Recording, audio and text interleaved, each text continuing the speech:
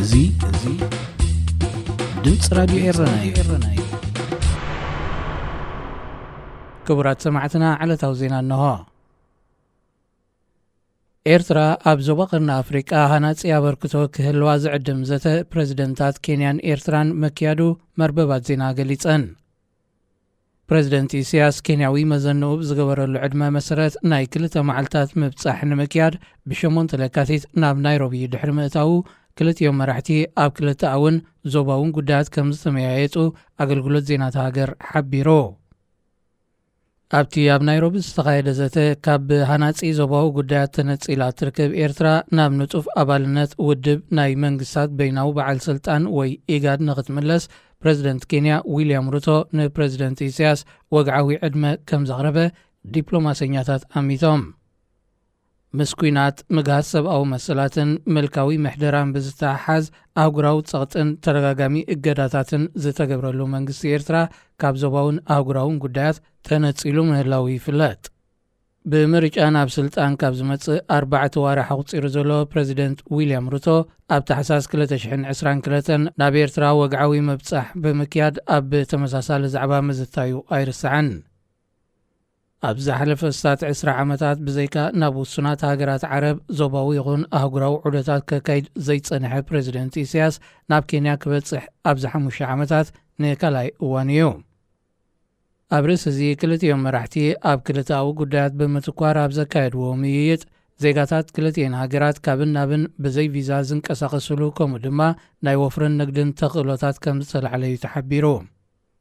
ኬንያ መንግስቲ ኤርትራ ንኣሸባብ ይድግፍ ኣሎ ብዝብል ወቐሳ ኤርትራውያን ናብ ኬንያ ብዘይ ቪዛ ክኣትዉ ዝፈቅድ ውሳኔ ቅድሚ 15 ዓመታት ከም ዝሰረዘቶ ይዝከር።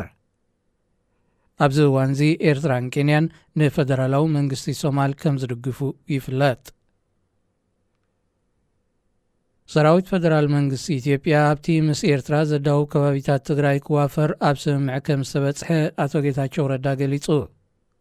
ንሱ ነዚ ዝገለጸ ዝሓለፈ ሰሙን ምስ ቀዳማይ ሚኒስትር ኢትዮጵያ ኣብይ ኣሕመድ ድሕሪ ዘካየድዎ ናይ ፈለማ ርክብ ብ6 ለካቲት ምስ ማዕከናት ዜና ትግራይ ኣብ ዘካየዶ ጋዜጣዊ ዋዕላ እዩ። ብመሰረት ስምምዕ ፕሪቶርያ ሓይልታት ፌደራል መንግስቲ ኢትዮጵያ ኣብ ዶባት ኤርትራን ትግራይን ብምስፋር ጸጥታን ድሕነትን ናይቲ ክልል ክሕልው ምዃኖም ኣረዲዩ። ንትግባረ ናይቲ ስምምዕ ስዒቡ ሰራዊት ኤርትራ ካብ ሓያሎ ከባቢታት ትግራይ ይወፅእ ምህላው እኳ እንተኣመተ ገና ዝተረፉ ወተሃደራት ከም ዘለዉ እዩ መራሒ ናይቲ ንሕወሓት ዝወከለ ጉጅለ ስምምዕ ሰላም ኣቶ ጌታቸው ሓቢሩ። ኣብ ርእሲ እዚ ኣብ ትግራይ ንኩሎም ወገናት ዘሳትፍ ግዜያዊ መሰጋገሪ መንግስቲ ኣብ ሓፂር እዋን ክምስረት ኣካል ናይቲ ምስ ቀዳማይ ሚኒስትር ኣብይ ኣሕመድ ዝተዘተየሉ ነጥብታት ምዃኑ ኣቶ ጌታቸው ኣብ መግለጺኡ ጠቒሱ።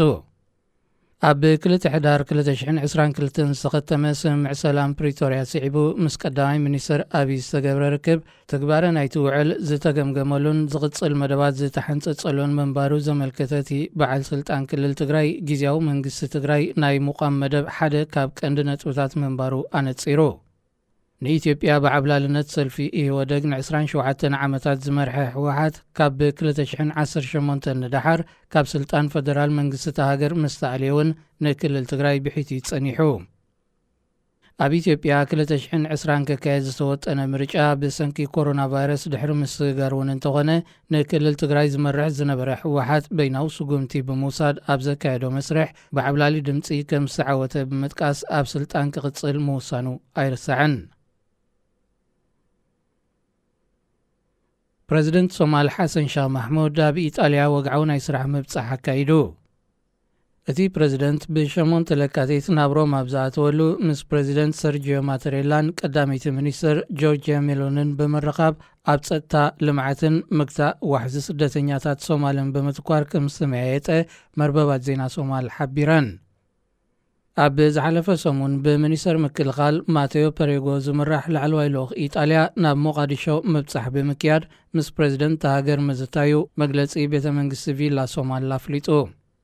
ፕረዚደንት ሓሰን ናብ ኢጣልያ ዘምርሕ ዘሎ ሳለስቲ ድሕሪ ዑደት ቀዳማይ ሚኒስትር ኢትዮጵያ ኣብይ ኣሕመድ ናብቲ ሃገር እዩ። ኣብ ሃገራት ኤሮጳ ዑደት ዘካይድ ዘሎ ቀዳማይ ሚኒስትር ኣብይ ኣብ ኢጣልያ ኣብ ዝጸንሐሉ እውን ምስ መራሕቲ እቲ ሃገር ኣብ ተመሳሳሊ ዛዕባ ምዝታዩ ተሓቢሩ። ክቡራት ሰማዕትና ዜና ኣብዚ ተፈጺሙ ኣሎ። ቀፂሉ ኣብ ዓመተ 2023 ኣተኩሮ ዘድልዮም 10 ግጭታት ብዝብል ኣርእስቲ ብነቢል ሃኒባል ተዳልዩ ብኣስመሮም ሃይለ ክቐርብ እዩ። ሰናይ ምክትታል። ሬድዮ ኤረና